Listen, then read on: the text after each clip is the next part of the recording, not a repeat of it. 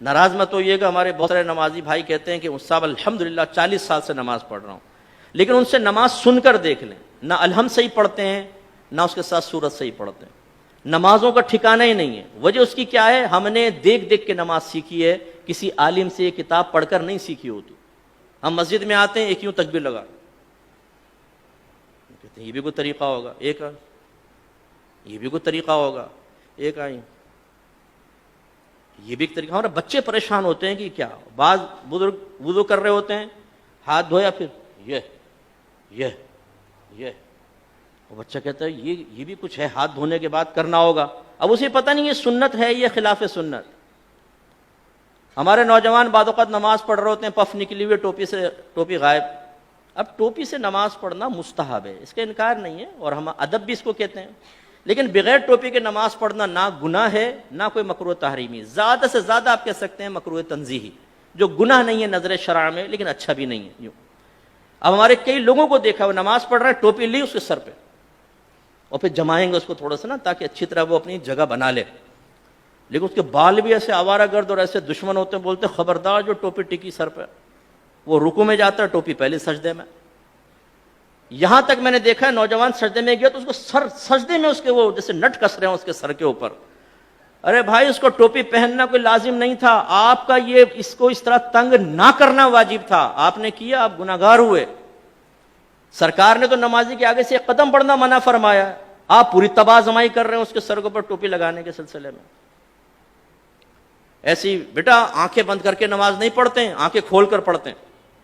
حالانکہ فقہ نے واضح لکھا ہے کہ اگر آنکھیں بند کر کے خشوع و خضوع زیادہ ہوتا ہے تو مستحب ہے کہ آنکھیں بند کر کے نماز پڑھیں، اور اگر آنکھیں کھول کر نماز پڑھنے سے خشوع و خضوع آتا ہے، دنیاوی خیالات سے نجات پاتے تو آنکھیں کھول کر پڑھنا مستحب ہے۔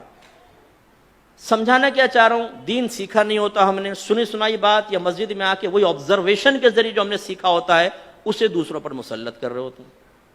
بچہ بیٹھا ہوا ہے پاؤں ہلا رہا ہے، بیٹا ایسے پاؤں نہیں ہلاتے، نحوست ہوتی، وہ بچہ رک جاتا ہے۔ اب بھائی کہاں سے نحوست ہوتی ہے بتائیے، پاؤں ہلانا کہاں سے نحوست ہے؟ یہ تو کوئی نحوست نہیں ہے، شریعت نے تو کوئی منع نہیں کیا۔ لیکن وہی بچہ اگر فجر کی نماز چھوڑ رہا ہو تو اس کو اتنی سختی سے نہیں سمجھائیں گے نا، بچہ تھکا رہا ہے، رات میں سو گیا، کوئی بات، پوری رات محفل نعت میں شرکت کر کے سنی ٹناٹن قطعی جنتی نعت خانوں کی زبان پر فجر کی نماز چھوڑ رہا ہوتا ہے نا، نہ جماعت سے نماز پڑھے گا نہ فرض پڑھے گا، 4 بجے تک محفل ہوئی ہے، اس کے بعد اسکوٹر گھمایا، آ کے بستر پر سو گئے، مؤذن کہہ رہا حی علی الصلاۃ حی علی الفلاح، اور وہ تصوراتی اور خوابی دنیا سے جواب دے رہا ہے کہ حضور نعت خوانی میں شرکت کر تو لیے، جنتی ہو تو چکا ہوں، بلا حساب و کتاب تو ہم جنت میں چلے جائیں گے۔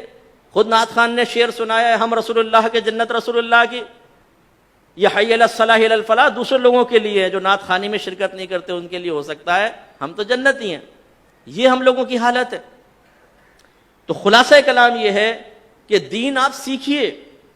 میں نے الحمدللہ بالغان کا بہت مدرسہ پڑھایا، نمازیں سنیں کوئی ٹھکانہ نہیں، سبحان رب الاعلی، التحیات، حالانکہ سے لفظ ہے التحیات، التحیات نہیں ہے۔ اسی طرح صحیح لفظ ہے رب اجعلنی، اور اکثر کیا پڑھیں گے ربی جعلنی، ربی جعلنی، غلط ہے۔ یہ اصل میں اجعل صیغہ امر کا، ربی کو با کو جیم سے ملائیں گے حمزہ وصلی گر جائے گا، رب اجعلنی، رب اجعلنی، لیکن ربی جعلنی۔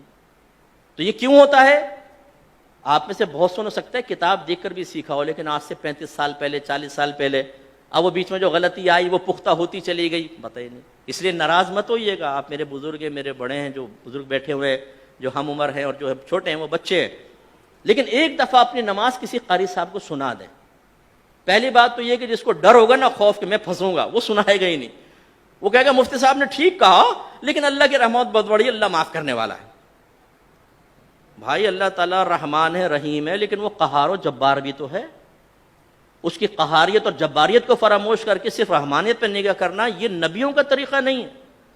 وہ وصف نبوت حاصل کرنے کے باوجود، صحابہ کرام وصف صحابیت حاصل کرنے کے باوجود ڈرتے رہے اپنے رب سے، وہ رحمت کا یقین بھی رکھتے تھے اور اللہ کے عذاب سے بھی خوف زدہ رہتے تھے۔ یہ ایک مومن کی شان ہے۔